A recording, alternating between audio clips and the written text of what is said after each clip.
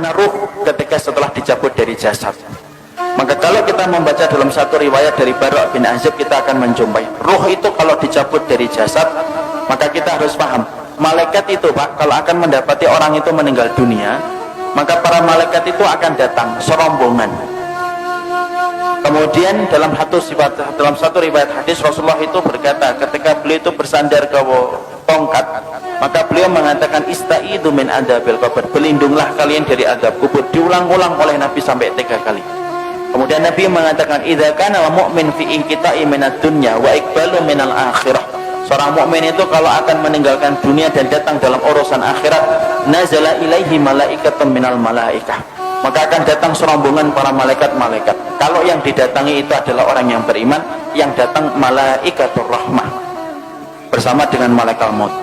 Malaikatnya mencabut nyawa, penamaan yang benar bukan malaikat Israel, tapi penamaan yang benar itu malaikat maut. Dia datang serombongan bersama dengan malaikatur rahmah. Para malaikat kemudian di mana? Fajalasu inda mudil basar. Para malaikat itu duduk sejauh mata orang itu ketika memandang. Makanya orang kan kadang-kadang kalau mau meninggal dunia begini. Itu bukan melihat tatapan kosong, tetapi dia melihat sesuatu yang tidak pernah dia jumpai seumur hidupnya. Mana malaikat itu kalau yang akan dicabut adalah orang yang beriman, malaikat itu akan membawa 2 barang. 1, kafanun min akfanil jannah, kain kafan dari surga. 2, hanutun min khunutil miski, dan yang kedua itu akan membawa minyak wangi yang diambil dari surga. Setelah kemudian duduk sejauh mata memandang, yang akan datang, yang turun 1, malaikat maut di atas kepalanya. Setelah dicabut semuanya sempurna, malaikat maut selesai tugasnya.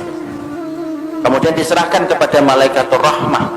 Kalau dia orang yang beriman, dibalut sama kemudian kain kafan yang diambilkan dari surga, diberikan minyak wangi dari surga. Itu loh Pak, masalah pakaian itu saking pentingnya. Ruh itu aja masih dikasih pakaian. Makanya orang kalau sampai ngeremehin aurat itu kebangetan, karena ruh saja ditutupin itu. Kemudian bagaimana dengan kain kafan yang diambil dari surga? Ditutup dengan kain kafan dari surga, lalu kemudian dibawa ke langit yang pertama. Setelah dibawa ke langit yang pertama, Rasulullah mengatakan fastaftahu lahumul bab, mereka meminta supaya dibukakan pintu langit yang pertama. Pintu langit yang pertama terbuka. Kemudian mereka memasuki pintu langit yang pertama, karena sesungguhnya langit itu ada 7 lapis. 1, 2, 3, 4, 5, 6, 7. Satu lapis dengan lapis berikutnya sejarak 500 tahun perjalanan. Lapis yang kedua dengan lapis yang ketiga 500 tahun perjalanan. Atasnya Pak ada pohon bidara Pak, makanya dinamakan Sidratul Muntaha. Sidrah itu bidara, Muntaha itu puncaknya langit. Di atas langit yang ke-7 ada lautan. Dari dasarnya sampai permukaannya 500 tahun perjalanan. Di atasnya tempat yang begitu besar. Itulah nanti kemudian yang menjadi salah satu tempat arasy-Nya Allah. Maka naik itu melewati langit yang pertama. Seluruh para malaikat gemuruh Pak, cuma kita tidak mendengar. Kita tidak pernah mendengar itu. Makanya dijadikan, kenapa pendengaran kita terbatas? Kalau dijadikan pendengaran kita sensitif, malah tidak bisa tidur. Karena tiap hari kita akan mendengar omongan para malaikat, dan kita akan mendengar omongan orang ketika mati, dan apa yang disampaikan oleh para malaikat di atas langit. Dijadikan pendengaran kita terbatas karena ada banyak hikmah. Melewati langit yang pertama bergumuruh para malaikat yang kemudian berkata, maniruh hadat tayyib, ini pemilik ruh yang baik, ini miliknya siapa? Hadza fulan bin fulanan, ini disebutkan namanya yang terbaik yang dia pernah miliki ketika di dunia. Seluruh malaikat menyambutnya. Naik ke langit yang kedua, minta dibukakan pintu langit yang kedua, dibukakan. Terus sampai akhirnya menembus langit yang ke-7. Ketika meminta untuk dibukakan pada langit yang ke-7, maka Allah berfirman, sesungguhnya aku menciptakan dia dari tanah, aiduhu ilal ardi, kembalikan dia ke bumi, maka disitulah aku menciptakan, dan disitulah kemudian aku akan membangkitkan kedua kalinya. Akhirnya para malaikat kemudian membawa ruh itu, kemudian ketemu dengan jasadnya yang sedang dibawa oleh para pelayat ke area kuburan. Maka kemudian bertemulah kemudian jasad itu dengan ruh. Ya, jasad ini masih dipakai? Enggak, ini sudah selesai. Jadi yang kita pakai ini jasad sementara saja, ini kendaraan kita di dunia. Nanti ketika kita sudah mati, ketika dikumpulkan di padang mahsyar, dikumpulkan di surga, enggak pakai jasad ini. Jadi jangan khawatir yang tiba-tiba kemudian kok saya hidungnya gini, tenang, sampai mati doang. Nanti kalau sudah mati diganti hidungnya sama Allah. Karena nanti kalau kita sudah mati, nanti kita akan dikumpulkan di surga. Fisik kita itu sudah beda dengan fisik di dunia. Makanya fisik kita nanti kalau masuk surga sebagaimana fisiknya Nabi Adam, tingginya 60 hasta, sekitar 30-40 meter. Maka ketika jasad itu dibawa ke liang kubur, sempat diketemukan dengan roh sebentar, tapi saat itu jasad sudah tidak ada faedahnya. Kemudian ketika sudah ketemu kembali di area kuburnya, dia sempat mendengar suara terompah terakhir pelayat ketika keluar dari kuburan. Setelah itu kemudian datang pertanyaan mungkar dan nakir, menanyakan 3 perkara. Siapa rohnya, siapa nabinya, apa kitabnya, ataupun apa agama yang diutus kepadanya. Setelah dia mampu menjawab itu, maka yang mampu menjawabnya itu siapa? Apakah dirinya? Enggak. Tapi yang menjawabnya itu adalah dibantu sama Allah. Makanya Rasulullah membacakan ayat yusabbitullahu alladhina amanu bil qawli tsabit fil hayatid dunya wa fil akhirah. Allah teguhkan orang yang beriman perkataan mereka di dunia dan perkataan mereka di akhirat. Makanya mereka lah yang bisa mengatakan Rabbku adalah Allah, Muhammad adalah Rasulku, dan Al-Quran itu adalah kitab suciku, dan Islam adalah agamaku. Allah yang menggerakkan di atas langit. Setelah dia mampu menjawab pertanyaan yang pertama, maka Allah berfirman di atas arasnya, Sadaqa abdi, hambaku ini jujur, benar dalam imannya sampai dia mau menjawab pertanyaan itu. Waftahu lahu baban ilal jannah, maka bukakan pintu antara kuburnya dengan surga. Malaikat membukakan pintu, tidak ada batasan antara kehidupannya di kuburan dengan surga. Dia melihat surga itu, tapi bedanya cuma satu, dia belum bisa masuk ke surga itu. Kemudian Allah bukakan pintu surga itu. Kemudian datang kepadanya seseorang, kemudian dia bertanya, siapa anta? Man anta? Kemudian dia menjawab, orang yang begitu rupawan itu berkata, ana amaluka sholih, saya adalah amalmu yang sholih. Ini sholatmu, ini puasamu, ini sedekahmu, ini ridhomu, ini takdirmu. Maka ini adalah keikhlasanmu, ini infakmu. Maka saya akan menemani kamu sampai nanti hari kiamat. Saking senangnya, ruh itu kemudian berteriak, teriakannya apa? Ya Rabb, aqimis sa'ah hatta arji ila ahli. Ya Rabbku, tegakkanlah hari kiamat supaya aku ketemu cepat dengan keluargaku. Masya Allah. Jadi memori tentang keluarga itu tidak pernah hilang. Sampai orang ketika di kuburan pertama kali, tidak ada yang dia lupakan kecuali adalah masalah dia bersama keluarga. Nah, disitulah kita paham. Kemudian pertanyaan kita, ruh itu ditempatkan di mana, Ustaz? Ruh itu ditempatkan oleh Allah berdasarkan perkataan yang disampaikan oleh Imam Ibnu Qayyim itu macam-macam. Ada ruh yang ditempatkan di dalam kubur mendapatkan kenikmatan. Ada ruh yang ditempatkan yaitu di tempat-tempat yang berbeda. Ada ruh antara langit dan bumi. Ruhnya siapa? Orang yang punya hutang ketika dia tidak membayarkan hutang itu sampai dia meninggal dunia. Ada ruh yang kemudian ditempatkan di tanur. Tanur itu tempat kayak periuk, masuknya kecil, keluarnya besar. Dalamnya itu ke bawahnya besar. Untuk siapa tanur itu? Tempat bagi ruh mereka yang dulunya ketika di dunia berzina dan tidak bertobat sampai mati, dibakar oleh Allah selamanya sampai nanti hari kiamat itu datang. Dan mereka berusaha keluar tetapi tidak bisa keluar. Imam Ibnu Qayyim menjelaskan itu tempat bagi para pezina yang tidak bertobat sampai dia mati. Ada kemudian ruh yang ditempatkan di sungai darah. Setiap waktu kemudian dia melipir ke pinggir, kemudian dilempari batu, kemudian dia melipir lagi, dilempari batu. Siapa itu? Pemakan riba yang tidak meninggalkan ribanya. Disitulah kita mendapati ruh itu akan ditempatkan oleh Allah berdasarkan amal-amal yang mereka lakukan. Ada enggak ruh bergantayangan? Enggak ada bergantayangan. Kayak kurang kerjaan aja bergentayangan. Karena sesungguhnya ruh itu miliknya Allah dan Allah yang menggenggamnya. Nah ini ada rumah habis mati bunuh diri, malamnya kelihatan orangnya nangis-nangis, Ustaz, itu setan. Ruh itu tidak mungkin balik, Pak. Kenapa ruh tidak mungkin balik? Karena ruh itu tempatnya di alam barzah. Dan barzah itu kenapa disebut dengan barzah? Tembok tebal yang tidak bisa ditembus itu namanya barzah. Nah kalau ruh itu masih bisa seliweran dalam kehidupan dunia, penamaan barzah itu batal demi hukum. Karena kemudian masih bisa ditembus, makanya tidak bisa balik.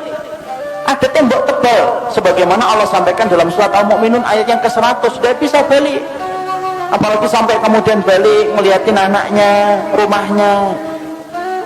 Ya kalau rumahnya nggak dijual, kalau rumahnya dijual kan jadinya sedih.